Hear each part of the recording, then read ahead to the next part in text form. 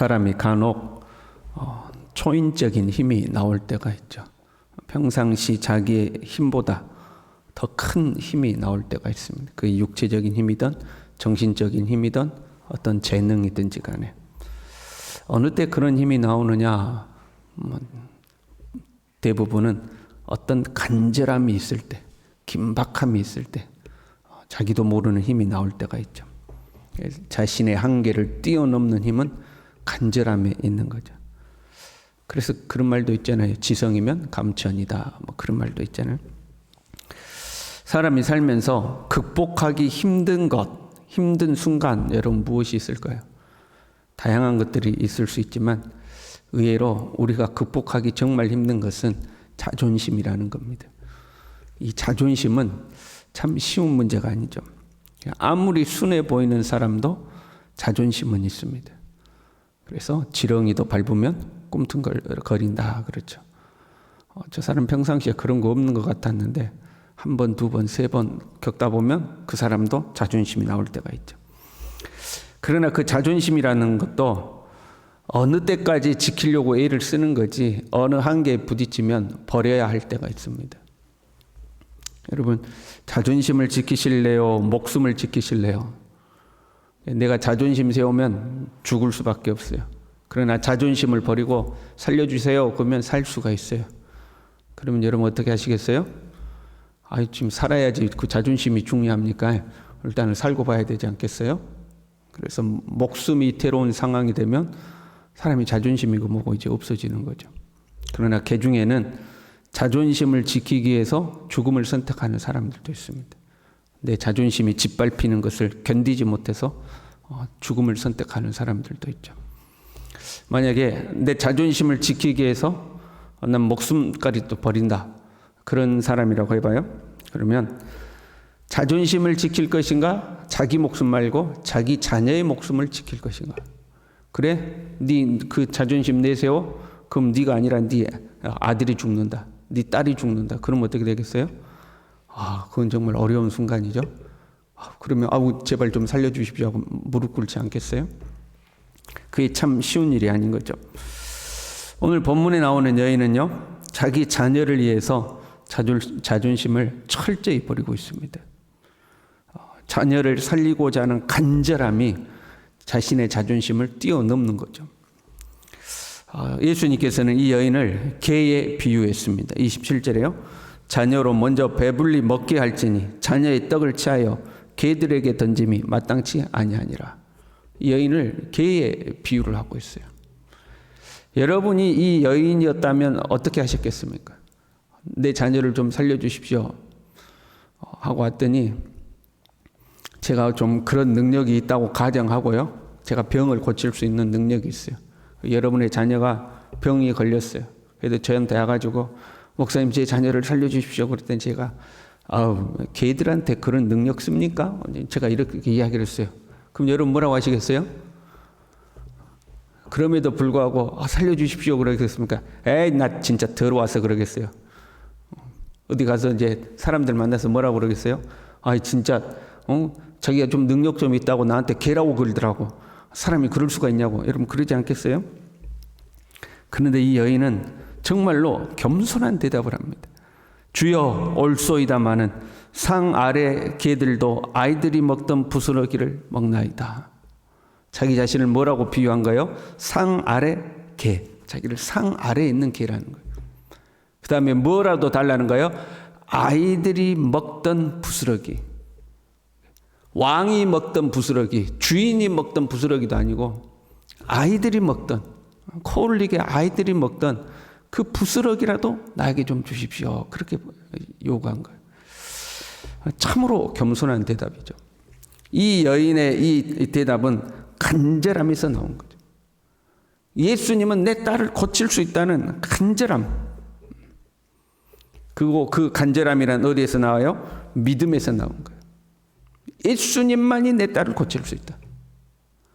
긴가민가 하면 내 그럴 줄 알았다. 고치지도 못하면서 괜히 못 고치고 자기가 못 고치니까 괜히 나를 개라고 그러면서 나한테는 못 준다고 그러는 거 아니야? 그러지 않겠어요? 그런데 당신이라면 분명히 내 딸을 고칠 수 있다 하는 그 믿음에서 간절함이 나오는 거예요. 간절함은 믿음에서 나오는 거예요. 한편 예수님이 이 여인을 대하는 태도가 의아스럽죠. 원래 예수님은 이런 분이 아니잖아요. 누구라도 긍휼히 여기시는 분이죠. 당대의 정치 지도자들처럼 유대인, 이방인 차별하는 분이 아니었어요. 마가복음 앞부분에서 오히려 거라사 지역에 귀신 들린, 이방 땅 지역에 귀신 들린 사람을 찾아가서 돼지떼가 2,000명 이상 몰살할지라도 한 영혼을 구원하시던 분이었어요. 요한복음에 의하면 사마리아 정말로 유대인들이 개취급하는 그 사마리아 땅에 들어가서 한 여인에게 복음을 전하시던 분이었어요. 예수님은 차별하던 분이 아니었어요. 그런데 예수님이 이상하게 이 여인을 대하고 계시는 거죠. 여인과의 관계에서만 보자면요. 예수님과 이 여인과의 관계에서만 보자면 예수님은 이 여인의 믿음과 태도를 테스트하고 있는지도 모릅니다. 아마 예수님 테스트하는 것일 거예요. 정말로 네가 예수님을 믿는지, 정말로 예수님을 의지하는지, 쉽게 표현하면 이래도 네가 나를 믿느냐는 거죠. 이래도 네가 나를 믿느냐, 이래도 네가 나를 의지하느냐 하는 거죠. 여러분 삶에서요, 네가 이래도 믿느냐 싶은 순간이 있어요. 내 자존심을 건드는 거죠. 네가 이래도 믿느냐? 네가 이래도 필요로 하느냐? 네가 이래도 의지하느냐? 내 자존심을 건드는 순간이 있어요. 그 고비를 넘어설 수 있어야 돼요. 그 고비를 넘어서면 하나님의 은혜가 기다리고 있는 거죠. 어찌됐든 간에 예수님은 뭔가 의도하고 이 여인에게 이제 이런 어떤 대우를 하고 있는 거죠. 지금 이 성경에서 여인과의 1대1 관계가 아니라 이 마가복음 흐름, 성경의 흐름에 있어서 이 여인의 사건이 이곳에 기록되어 있는 것은 의미가 있습니다. 그냥 기록해 놓은 게 아니죠. 앞부분에 어떤 사건이 있었어요? 장로들이, 예수님의 제자들이 장로들의 전통을 지키지 않는 것 때문에 시비를 걸었죠. 왜 부정한 손으로 떡을 먹느냐, 씻지 않는 손으로 떡을 먹느냐고 시비를 걸었습니다. 이 장로들의 전통에 의하면 지금 본문에 나와 있는 이 이방 여인은 정말로 부정한 여인입니다. 물로 씻어서 해결되는 그런 정도가 아니에요. 태생이 부정한 여인입니다. 이들에게 있어서는 유대인은 선민, 하나님께 선택받은 백성들이요, 이방인들은 버림받은 백성들이요, 하나님의 나라에 참여할 수 없는 백성들이 이방인들이. 장로들의 전통으로 보자면 이 여인은 버림받은 백성입니다. 게다가 이 여인의 딸은 귀신 들렸습니다. 그냥 귀신이 아니에요. 25절에 이렇게 기록했어요. 이에 더러운 귀신 들린 어린 딸을 둔 한 여자. 제자들에게 뭐라고 그랬어요? 왜 더러운 손으로 떡을 먹느냐고 그랬잖아요. 시비 걸었잖아요. 근데 이 여인의 딸은 어떤 귀신이 들렸어요? 더러운 귀신이 들렸어요. 이 여인은 부정한 여인이고, 게다가 이 여인의 딸은 더러운 귀신 들린, 영혼까지 더럽혀진 상태였다 이 말이에요. 이 여인이 영혼까지 더럽혀진 그 더러운 손으로 하나님 나라의 떡을 달라고 온 거예요. 예수님은 바리새인들이 그러했던 것처럼 이 여인을 그렇게 취급하고 있는 거죠. 오히려 더 심하게 취급하고 있는 거예요. 바리새인들은 왜 씻지 않고 먹느냐? 손을 씻고 먹어야지. 이제 이런 거잖아요. 그러니까 손을 씻으면 먹을 수 있다는 의미잖아요. 그런데 예수님은 더 심하게 여인을 대하고 있는 거죠. 너는 개인이 이 떡을 줄 수 없다. 그렇게 하는 거예요. 너 손을 씻어서 떡을 먹어야지. 왜 안 씻고 먹냐? 이런 정도가 아니라 너는 아예 줄 수 없다. 이제 이런 거죠. 이 여인은 그것에도 개의치 않고 굴하지도 않고 부스러기라도 좋으니 나에게 부스러기를 주십시오 하고 그 하나님 나라의 떡을 먹기를 소망한 거죠. 그래서 결국에는 배불리 먹게 된 거예요. 누가 하나님의 나라의 떡을 먹는가? 누가 생명의 떡을 먹는가? 종교적 의식을 지키는 사람, 장로의 전통을 지키는 사람, 경건의 모양을 갖춘 사람, 물론 이것들도 다 필요 없다 그런 거 아니에요. 때로는 필요한 것들이고 중요한 것들이요. 그러나 그 마음으로 하나님 나라를 정말로 소망하는 사람, 정말로 갈망하는 사람, 전심으로 필요로 하는 사람, 이 사람이 하나님의 나라를, 하나님의 나라의 그 생명의 떡을 먹는다. 주님이 지금 그걸 가르치고 있는 거예요. 마음은 온갖 더러운 것이 가득한데 겉으로는 경건의 모양을 갖추고 정해진 예식 순서에 의해서 하나님께 예배를 드리고, 그렇다고 해서 그 속에 하나님의 나라가 임하는 것이 아니다 이 말이죠. 비록 자격도 안 돼요. 조건도 갖추지 못했어요. 모든 것이 부족하고 서툴어요. 사람들이 보기에 개 같은 사람이에요.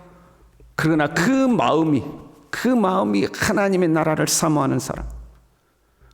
내가 자격이 안 되면 부스락이라도 좋으니까 내게 좀 그 하나님 나라의 떡을 주십시오. 그렇게 갈망하는 사람, 그 사람에게 하나님의 나라가 임한다. 그 사람이 하나님의 떡을 먹는다는 거예요. 우리는 어떤 마음으로 하나님 앞에 나오는가? 하나님을 예배하기 위해서 어떤 마음으로 하나님 앞에 예배의 자리에 나오는가? 우리는 어릴 때부터 예배 드리러 나올 때 깨끗한 옷을 입고 나오라고 배웠죠. 바른 자세로 예배 드리라고 배웠죠. 그래서 우리는 예배를 드리면 눈 감고도 예배의 순서를 이제는 다 알아요. 그래서 실제로 눈 감고 예배 드리는 사람도 있어요. 좋은 자세는 아니죠. 사도신경을 애웁니다. 주기도문을 애웁니다. 찬송가도 안 보고도 이제 애워서 부릅니다. 성경 구절도 어지간한 것은 암송해서 다 압니다. 그 사람 언제 대표 기도 시켜도 그냥 유창하게 기도도 잘 할 수 있습니다. 모든 것이 다 갖춰졌어요. 그러나 그 마음은 어떠냐 이 말이에요. 그 마음에는 온갖 더러운 것이 가득한 사람, 속으로는 딴 생각하고 있는 사람, 하나님에 대한 기대도 없고 소망도 없고 열망도 없고 하나님의 말씀에 의해서 내 삶이 바뀔 거라는 기대도 없고 그런 자세도 없고 그냥 겉으로만 종교 의식을 하는 거죠. 그리고 간혹 시비도 거는 거죠. 예배는 왜 예배를 이렇게 드린대? 왜 기도는 저렇게 한대? 왜 설교는 저렇게 한대? 옛날에는 이렇게 했는데. 이런 사람들은 바리새인과 같은 사람이죠. 전통만 지키고 옛날에 하던 그 방식 그대로 그냥 내 경건의 모양만 갖추고 있죠. 그 속에는 여전히 온갖 더러운 것들이 가득한데 그 더러운 것들을 다 몰아내고 내 속에 하나님의 나라가 정말로 임하기를 갈망하는 것도 없는 거죠. 그냥 교회 왔다 갔다 하는 걸로 오늘 예배 드렸다. 그걸로 안도하는 사람들이죠. 자신에게 더러운 것이 있음을 인정하고 나는 하나님께 이런 은혜를 입을 만한 자격이 없다는 것을 인정하고 그러니까 자기 자신을 철저히 낮추고 이런 나에게 부스러기 같은 은혜라도 주시기를 간절히 사모하는 사람. 간절함은 어디에서 나온다고요? 믿음에서 나오는 거죠. 오직 예수님만이 나를 구원하실 수가 있습니다. 예수님만이 나를 이 상황에서 건져내실 수가 있습니다. 그 간절함으로 나오는 사람, 이 사람이 하나님의 은혜를 덧입는다 하는 거죠. 그래서 예수님은 이 이방 여인을 마치 바리새인이 이방인 취급하듯이 한번 취급해 보신 거예요. 그러나 그 속에 간절함에 하나님의 나라가 임하는 것을 보여주신 거죠. 저와 여러분이 항상 주님 앞에 겸손하고 하나님의 나라를 사모하고 간절한 심령으로 주님을 의지하는 하나님의 사람들이 될 수 있기를 바랍니다. 기도하겠습니다. 하나님 아버지, 예배의 자리에 나왔다는 것만으로 내가 오랫동안 신앙생활 했다는 것만으로 스스로를 높이는 교만한 자가 되지 아니하도록 남을 판단하고 남을 정죄하고 어설프고 부족하다고 시비 걸고 하나님 그런 사람 되지 아니하고 여전히 내 자신을 겸손히 낮출 줄 알고 나는 이 큰 은혜를 받기에 부족한 자인데 하나님이 나에게 은혜를 베풀어 주시니 감사할 줄 알고 부스러기 같은 은혜라도 사모하고 갈망하고 주님을 그렇게 바라보고 살아갈 수 있도록 하나님 우리 모두를 축복하여 주시옵소서. 예수님의 이름으로 기도 올리옵나이다. 아멘.